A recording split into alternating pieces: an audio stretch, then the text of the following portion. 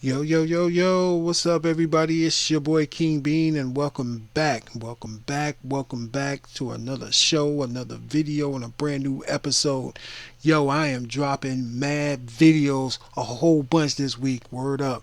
Yo, I've been sitting here playing some Madden football. I haven't played Madden in a mad long time. But the only reason why I wanted to play Madden, two reasons. One, to show you some different gameplay, and two, to talk about my Jacksonville Jaguars. That's right, my Jacksonville Jaguars. I am a Jacksonville Jaguar fan. I live here in Northeast Florida, so of course I got to root for the home team. So I want to talk about them a little bit while you watch this gameplay. Now the gameplay is not the greatest gameplay in the world because I haven't played Madden since sometime last year. I ain't gonna front. It probably was the last time I played Madden was December or sometime. That's being real. That's being real with you. And I don't know if I'm going to get the new Madden when it comes out. I think I'm going to end up getting the new Gears of War, which is the old Gears of War, the remastered edition, because I want to play it again. And I kind of wait on Madden a little bit. I did like this new Madden. It was a lot better than what it was in the prior years. It actually made some improvements. So hopefully this next iteration of Madden football that's coming out is going to be great. It's going to be fantastic. So anyway, without further ado, I'm gonna kind of talk about the Jags again. I know some of y'all, if you listening to this across the country, you might not be a Jags fan. You may think the Jags are terrible, but people seem to forget about the Jaguars when they first were born back in 1995. Now, in that early era with Tom Coughlin was here during the 90s, Jacksonville was the ish.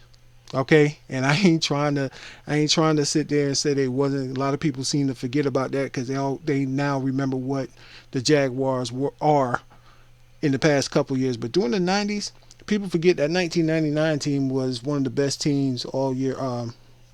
Throughout the whole year in the NFL, and even before that, because the Jaguars used to play in the AFC North, and that was with Pittsburgh, Cincinnati, Cleveland, and Baltimore slash Cleveland, and Indianapolis was there too. No, Indianapolis wasn't there.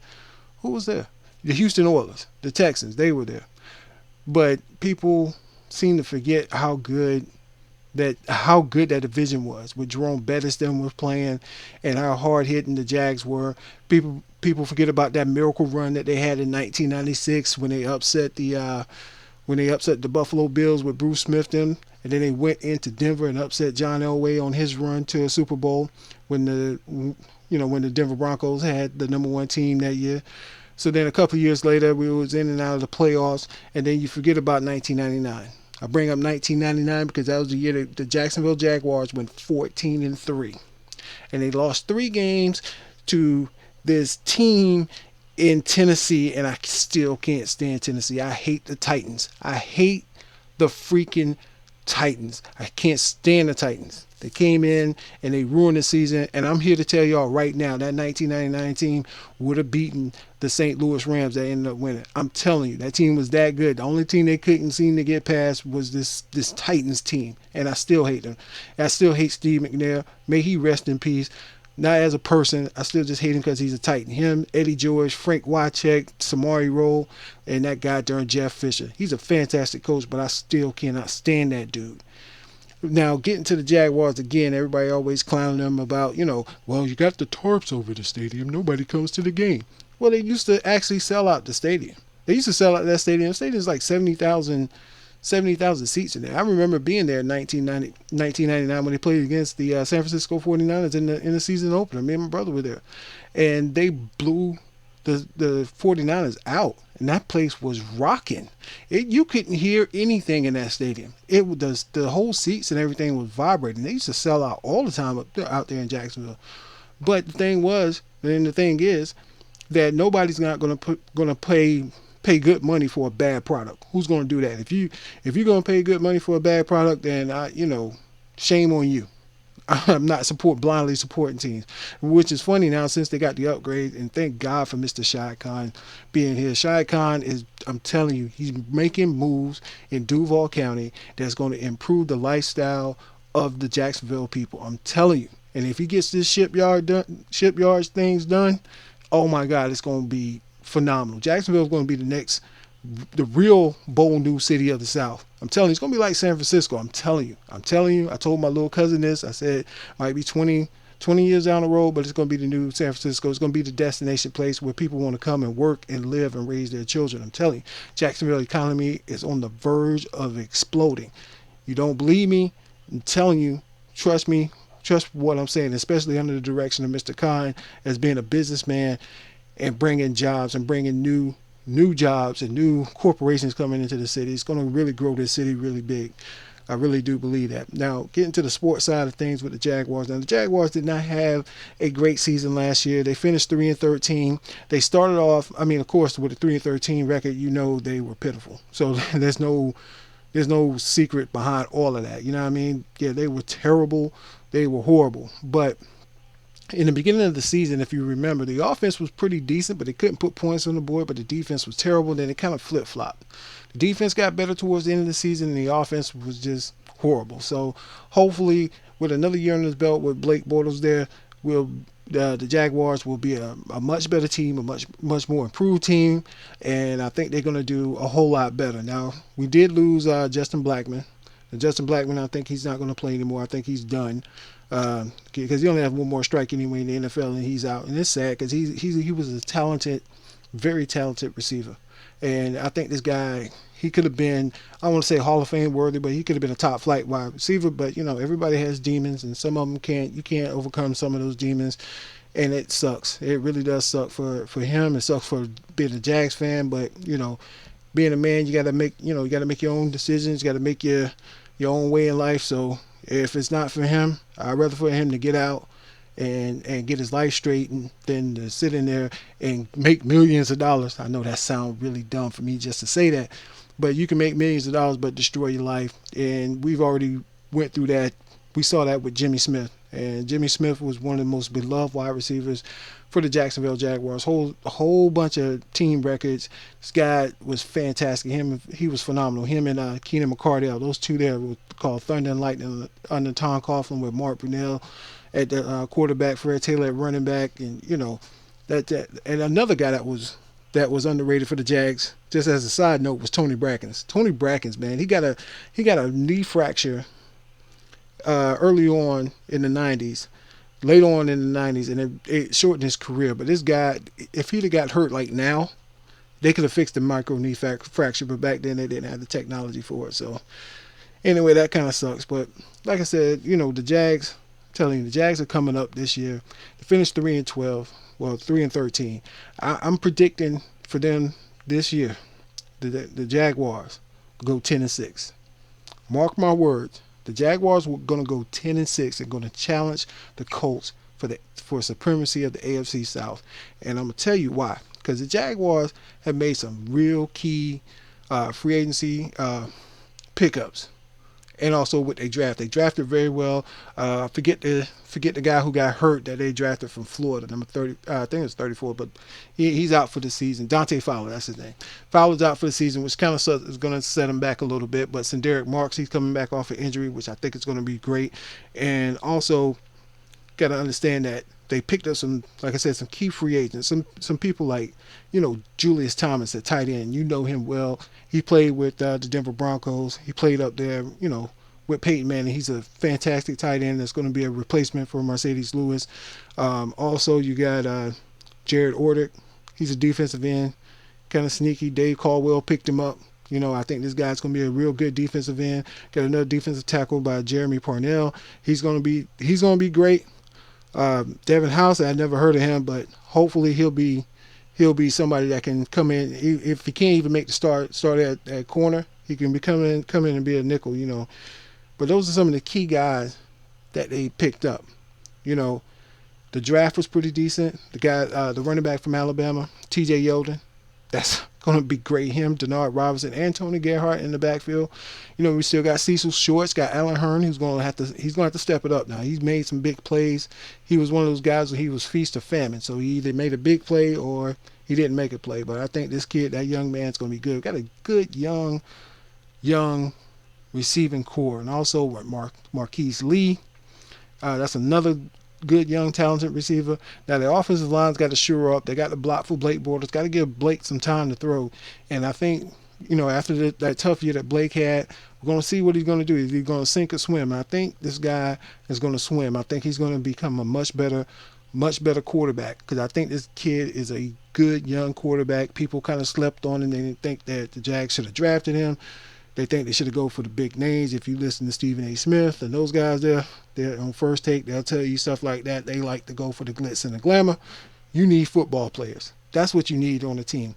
And the Jaguars, I think, finally are starting getting some real key acquisitions, some real key drafts, some better drafts, because in the past years, under the old regime, and this is why I can't stand that old regime, and another reason, I do not like Jack Del Rio. Jack Del Rio is one of the most overrated coaches in the whole United States of America, but people always seem to love him. People love him, especially Jim Rohn love him. But the people who live in Jacksonville know how much he ruined his team. This guy here he's a fraud. And I'm saying it again, he is a fraud. And you people in Oakland, you're going to find out how much. Because he's the type of guy, if you disagree with him, especially in public, you're cut. Doesn't matter. I know you're going to say, hey, yo, that's the coach. You ain't supposed to disagree with him and all that. But Jack Del Rio, he likes to place blame on other people. Trust me. Trust me when I tell you that. If you don't believe me, that defense he had is terrible. That defense that he had in Denver, when they lost to Baltimore, when Baltimore won the Super Bowl, people forget that that was Jack Del Rio's defense that was getting lit up by Joe Flacco. Now you can say, well, that's Joe Flacco, but Joe Flacco, sometimes he's like hit or miss. He's not great all the time. But on those deep bomb routes, they couldn't stop him because that was Jack Del Rio's defense. And you say, well, that's just one instance. When he was here in Jacksonville, his last year, he was here. The defense, he's supposed to be a defensive mastermind. The defense was the worst defense in the league. And now, when it was the worst defense in the league, we thought, I forget the other guy's name who was named the defensive coordinator after that. Couldn't find out at the end of the season, Jack Del Rio was coaching the defense. So that's all on Jack, man. Jack tried that same move, what he did with Byron Leftwich and David Garrard, where he decided to put David Garrard in the game and basically cut ties with Byron Leftwich. So it worked out for him. We did win a playoff game against Pittsburgh, but after David Garrard, after getting beat up so much in the backfield, he finally said something to Jack, and Jack ended up cutting him in preseason. So, like I said, man, Jack Del Rio is full of trash. I'm sorry. He might be a great person. I don't mean it as a personal attack, because I don't know the man personally, but I'm just talking about from his coaching acumen. Jack Del Rio is overrated, in my opinion, and you people in Oakland will see that. You will see that. You got some talented people that's going to the Oakland Raiders. I mean, the Oakland Raiders on paper look like they can really challenge for the West, for the AFC West this year. And I'm not just saying it just to say it. They got some key acquisitions, but you will see how well Oakland will do under the regime of Jack Del Rio and staff. So anyway, getting back to my Jags again. And I know the Jags, like I said, they're kind of suck, in lack of a better term.